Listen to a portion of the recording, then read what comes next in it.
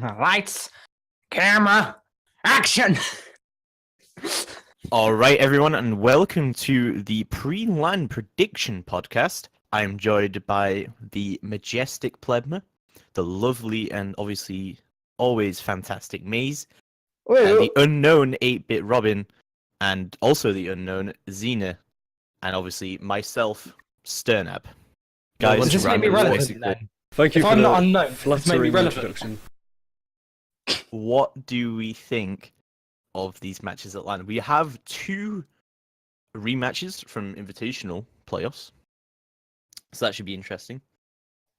Well, the way I see it, I think all the games are probably really close and could swing either way, apart from obviously the Rogue and the Rengo match, because the Rengo they're not really the best team in APAC, are they? And I don't see Nora Rengo defeating Rogue, but I've done a lot of analysis on their games in the APAC region and the APAC LAN recently, and it's a very interesting style of which they play. They tend to just control portions of the map that they want to control, and then they're like, fuck the roamers, we'll push the site. That's kind of similar to how Rogue play, though. Because they kind of like control a certain area of the map, and then move on to site. If they find your room, they go and kill him, like, obviously. Rogue are also quite good at quite similar teams. counter-stratting. Like, I know Ranger will have researched their playstyle and he would have briefed the team on how to play against that. So I reckon they have a counter for that kind of playstyle already. So I think I think a lot of people were surprised though with Rogue coming in as the #1 seed of NA after obviously defeating EG in the seeding match. Because I think it was like the poll was something like 60-70% in favor of EG to win that match. So not a lot of people did expect Rogue to come in, but they have been solid this season and at the Invitationals. I mean, they showed up on the day. They kind of needed to pick themselves up after not qualifying for the Year 2 Season 3 finals. Well, that does bring us to our first rematch so of PENTA Esports versus Evil Geniuses, which a lot of people are very sort of debating about because the final was pretty close. I mean, this one is the one that everyone's really talking about. I mean, it's the only match I can really see. Well, one of the only two matches I can really see that goes either way. I mean, it's going to be really close between both teams. I mean, it's like the two titans of Siege basically battling it out. So that one's going to be definitely an interesting match to see. I think it's impossible for me to call a prediction on PENTA EG until I see what maps are being played. Because when I spoke to Shas and Fabian on my discontinued podcast, RIP in chat, boys, Shas, yeah, and it was the very last episode as well. Tragic. But Shas said they planned to win the first two maps and then lose Cafe and then win either Coastline or Bank. And then they ended up losing the first two maps, and they knew they were in shit at that point. There's too much talent on that Penta team, though. I think as a team, they're both quite equal, but I think Penta has more star players in their lineup because you got Pengu, you got Eunice, and you got Shate, right? 3 of my top 5 players in the world right now. So obviously Fabian's #1. The self-proclaimed.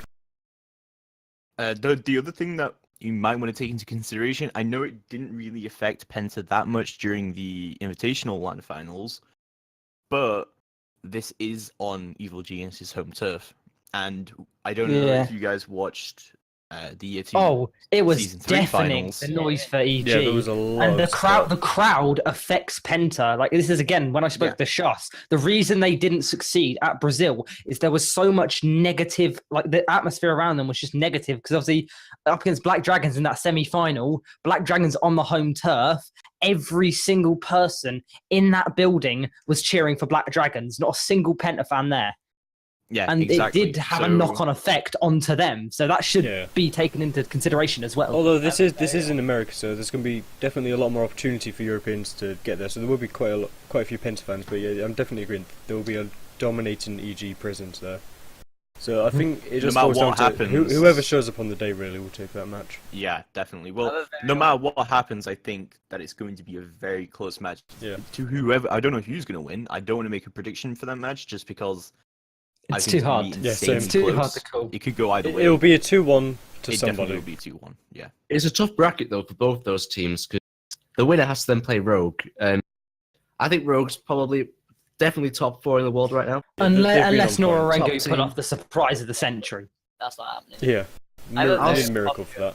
About EG. I'll sell a kidney if Nora Rengo wins. I'm a very wait. I think Penta will absolutely slap EG just because EG seem to be going down the CLG route of having massive egos and not being able to perform. I honestly don't think so, because CLG's route was that they just didn't practice. Yeah, they didn't adapt because their egos. They thought they were the best in the world. They didn't adapt to them there. They didn't do anything. They didn't change anything.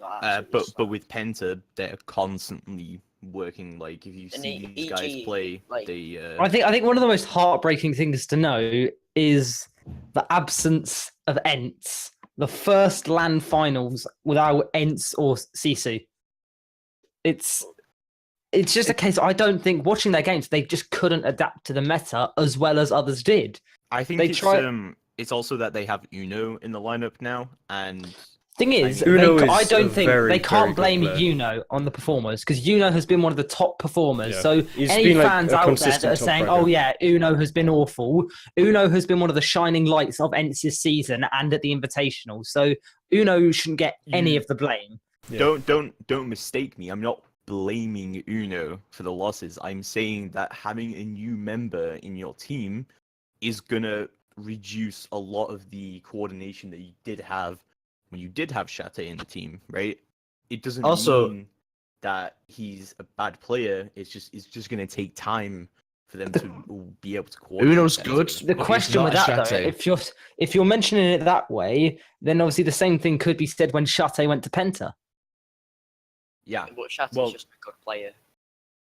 So's Uno, though. Well, Penta have had that quite a lot, where they've picked up a member and they've adapted to their playstyle quite well. And I think a lot of that honestly comes down to Fabian's skills in IGL. I think it's because KS and Shate are very similar players. They play like similar ops. They have quite similar playstyles, so Shate just kind of fit in straight away. Like, they didn't have to adapt much to Shate. But Uno and Shate are quite different players. So they ENTS had to adapt more to fit Uno in than Penta had to do for Shate. So Penta, I honestly thought it was going to be different, just because in ENTS all the communication and coordination is done through in their native language in Finnish. But in Penta, it's all in English. And I thought maybe that was really going to throw Shate off his game completely. But when it came to LAN, he really showed up. You can always rely on Shate to show up. One thing that confused me at the Invitationals is the fact that we've always known Pengu to be one of the best smokes, if not the best smoke player in the world, and Shate one of, if not the best mirror player in the world. But the majority of the time in the Invitational, those two roles were swapped around. We had Pengu on the mirror more and Shate on the smoke more. It was an interesting, I don't know how to say it, but it was interesting to see them doing something different.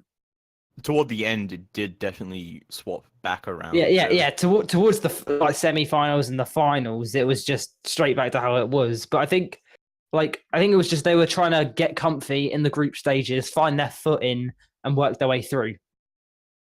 Yeah, well, they won every single match in the Invitational 2-0 except from the finals. Didn't it go 2-1 against EG in the groups? Yeah, in the groups. I'm sure there was 2 in the group stages, yeah. So EG is the only team to take a map from them. Exactly. So it seems to me that if Penta beat EG and if Rogue beat Nora Rengo, that Penta should beat Rogue, because if we're talking Penta dropping maps here, I think it needs to be noted that Millenium take a map on Penta, not just any map, but Penta's notoriously best map of Consulate. 5-2, I think the score was. Really and that's why I was saying, when it comes to the second match, Millenium and Faze, we have seen Millenium very, very strong this season. I mean, they beat one third match. They beat they didn't beat Penta, but they took a map off Penta, one of the best maps, obviously. And when it comes down to Millenium and Faze, it's really just a matter of if Millenium can adapt to Faze's playstyle. Because Faze obviously has the very LATAM heavy playstyle, the very aggressive playstyle. If Millenium can counter that, kind of work around it, then I think they could quite easily take that match. The Latam playstyle. Someone's in this room. Let's go kill them. Yeah, which does bring us to our third match of FaZe Clan versus Millenium. Now, FaZe Clan did really heavily show up at Invitation. They had a dominating performance during the group stages. Unfortunately, got knocked out by EG in an insanely close I'll hold game. you there for a sec. We're talking about the aggressive play style of FaZe and their game against EG at the Invitational. Skyscraper. The round where Young got a 4K because 4 members all peaked the same thing. But and they weren't peaking Young. They just ran into that room. They just ran in blindly. Like, I want to know what was going on the mindsets of the players then. Because it's like, oh, one guy's dead. I'll run in. Oh, that's another. I'll go in. And they somehow ended up winning the round. I think it was Gohan, last alive, managed to stall out and they couldn't get the diffuser down. Yeah, it but was silly mistakes like that is what can cost you the game. Yeah, definitely. But we do talk a lot about how FaZe do play very, very aggressively. And Latin American teams tend to do that. But it's because they can win gunfights. They will win every single gunfight that you put them in. Especially Astro on FaZe has perfect aim. If you peek him, he will die, basically. Astro's in form right now as well. He's like on fire at the moment. He's not going through a dip. He's loving life right now. Who is the best player in your opinion? Like, bear in mind support players as well. Who's the best player on the FaZe roster? I would still say Astro. Yeah. Even though he is in that, starlight role. I think Moringa gets overlooked a lot. I do. Yeah. I think Moringa gets overlooked. All of those players have good gun skill, and they can win 1 versus 4, 1 versus 3 clutches. It's insane. You can That's never a pretty common thing around. in Latin America, though, isn't it? Yeah. That's why there's so many more clutches in the Latin America region. Like, wasn't it Nesk's 1v5? Nesk's 1v5. Yeah. Valkyrie, Oregon on the... Even the commentators, the casters were loving it. This is why a lot of people really want to see something great come out of Latin America. They really want them to win a LAN. I can't lie. I had FaZe penciled in to win the Invitationals. I did. That was my pre-LAN prediction. I had a FaZe Penta final, but when EG... I actually had a FaZe EG final, I think. And that was the quarterfinal. I don't know. I'm trying to look back on it now, but yeah, I'm an idiot. I can't remember. This was before the no, I think it was. I planned on. This is where I planned on EG top in the group and take up a contract with the EG, and then it's an EG FaZe final. Yeah. So to summarize, then, what are our predictions for FaZe Clan versus Millenium? It's like the EG Penta match. I can't predict it. It's who turns up on the day, because both teams can play insanely well, but both teams can also make really stupid mistakes. So it's going to come down to who turns up on the day and who can capitalize on those mistakes made by the opponents. I'm going 2-0 Millenium. 2-0 Millenium. I'm going 2-1 Millenium because this meta doesn't really suit high gun skill players. It suits more strategy and because. Well, seeing that, I'm gonna stick with my homeboy Brazil. I'm going 2-0 FaZe. I think it'll be a 2-1, but to whom is the question? I don't think Brazil will win a LAN until people until Lion and stuff get nerfed into the ground and you can start relying on your gun skill again, like in year 1. Well, don't forget that this is also a rush meta, and that this very much plays into the Latin America playstyle of, especially Julio on Black Dragons.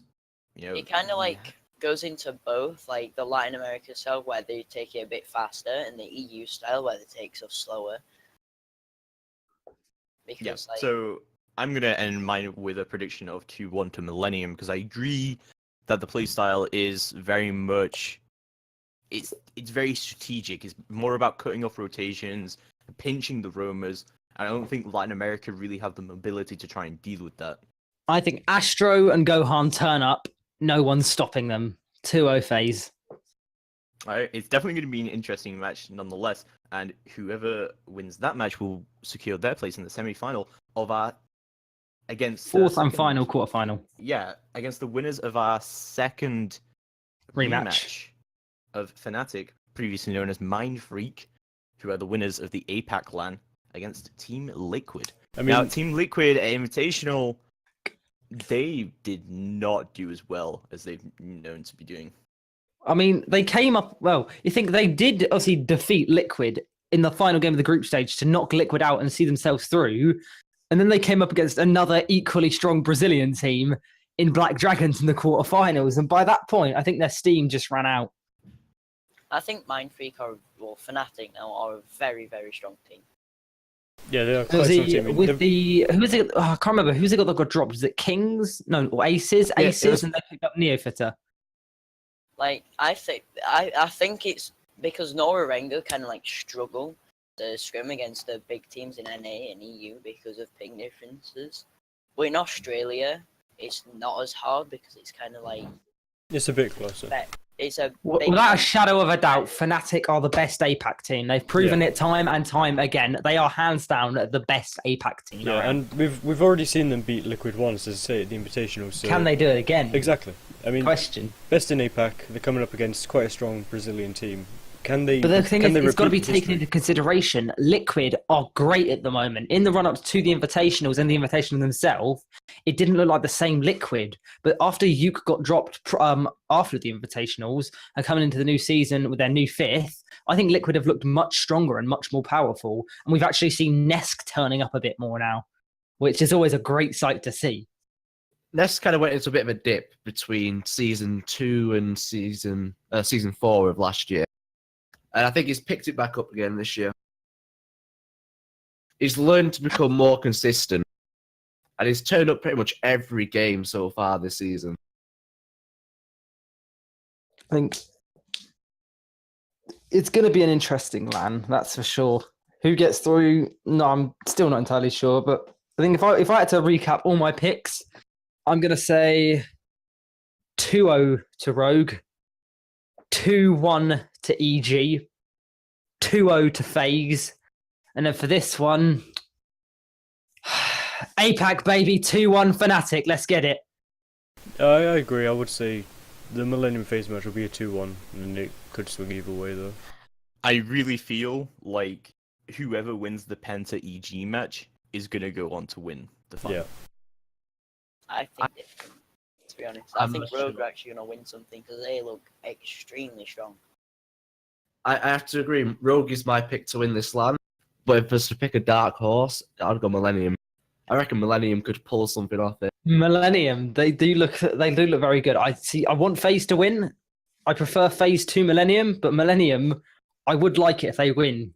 If Millennium, it still keeps it to EU. So if Millennium can beat FaZe, then they can probably beat FNATIC or Liquid, and then they'll get into the finals. It's just a matter of can they beat EG, PENTA, or Rogue.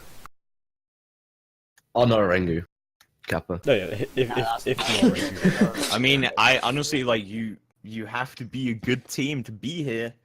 if Nora Rengo beat Rogue and then beat EG or PENTA, I'll actually just sell myself off as a prostitute. If they beat Rogue, EG, or /PENTA, they deserve to win. Even if they would need the performance of a lifetime. I mean, saying that, they're not even the really second best team in APAC. I think that title goes to Cryptic. Yeah, Cryptic's second best APAC. I mean, I sent this to you, I think, Plebma, the other day. My top 3 teams in APAC, and I named 5 because I can't count. So, FNATIC, I think my top 5 teams in APAC is FNATIC at number 1.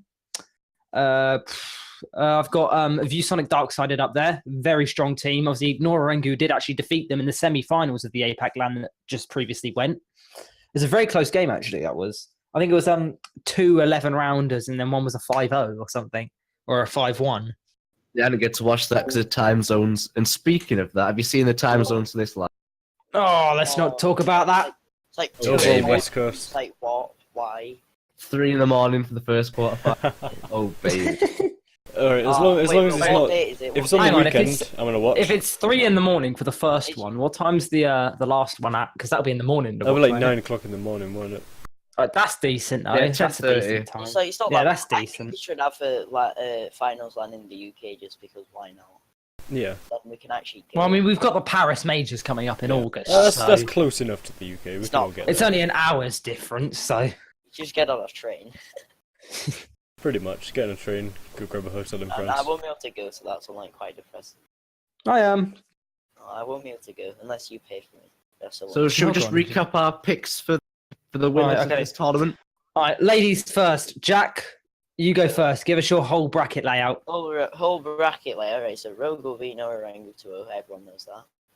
Penta will beat EG 2-1, so that's the semi-final one. Millenium will beat Faze 2-1. FNATIC will beat Liquid 2-1. And then I think Rogue will beat Penta 2-1. There's a lot of 2-1s. That puts them in the final.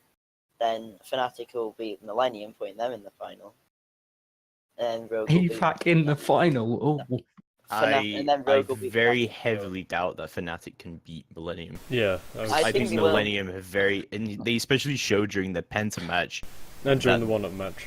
I don't think Millenium will show up. I think they'll like...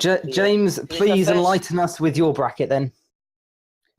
I think I honestly agreed with everything up to FNATIC beating Millenium. I think Millenium will beat FNATIC 2-1. And I agree, there's going to be a lot of 2-1s. A lot of these teams are very, very close and very hard to win. The only match I can see being a 2-0 is the Rogue Nora Rengo match. Yeah. I like how we're all just writing off Nora Rengo, not even giving them a chance at all. I don't think they're made to compete in this level of play yet. I think you can appreciate that anything could happen, and Nora Rengo could beat Rogue. But it's unlikely. Looking at their track record and looking at Rogue's track record and how those teams have adapted to the current meta, if Nora Rengo had come out on top at the APAC LAN, then maybe they would have stood a chance. They would have proven that they can play this meta quite well. Mm-hmm. But I don't think that's going to be the case. Oh, but they got torn apart by FNATIC in the final. Yeah. I think it wasn't like a 5-1 and a 5-2 or something. I can't remember exactly, but it was something. It was something like that. They got torn apart. So, Pleb, your bracket layout. Right, 2-0 Rogue Nora Rengo. Then 2-1 Penta EG. That's going to be the closest game of that bracket, I think. They're going 2-0 Millenium. I think that Faze is not going to show up. I think they're going to underestimate Millenium a little bit and then just not show up for that game. Then FNATIC Liquid. I'm going to go Liquid on that one. But it's going to be a 2-1. I reckon they'll get their revenge. Then winning the semi-final, I'm going to go Penta and Millenium, and that's going to be the final. Mm-hmm. Robin? I pretty much agree with Plebma. Rogue 2 and Rengo. I feel like my predictions are going to be a bit different to everyone else's. Yeah, I'm going to say Faze and 2-0. Rogue Nora Rengo 2-1. Let's go. APAC getting one map. 2-1. That's pushing the boat out. Rogue. Pushing the boat out there. 2-1 to Rogue. Nora Rengo need a map. Come on, APAC. Penta EG, I'm going to go 2-1 EG on that. I'm going 2-0 Faze, and then 2-1 to FNATIC. So my semi-finals look as Rogue versus EG, which, 2-0 to Rogue. 2-0. So it's going to be a Rogue in the final, and then Faze FNATIC. It's hard because I love Faze, but I love the APAC boys. So it's a hard one for me to call. If I had to flip a coin, I'd maybe say 2-1 to Faze. So I'm saying Faze Rogue in the final, and I reckon Faze are going to take home the glory and bring it to LATAM. LATAM's needs to win something eventually, But it just has to happen. I think it's took what? When did LATAM They've never won. Year 2.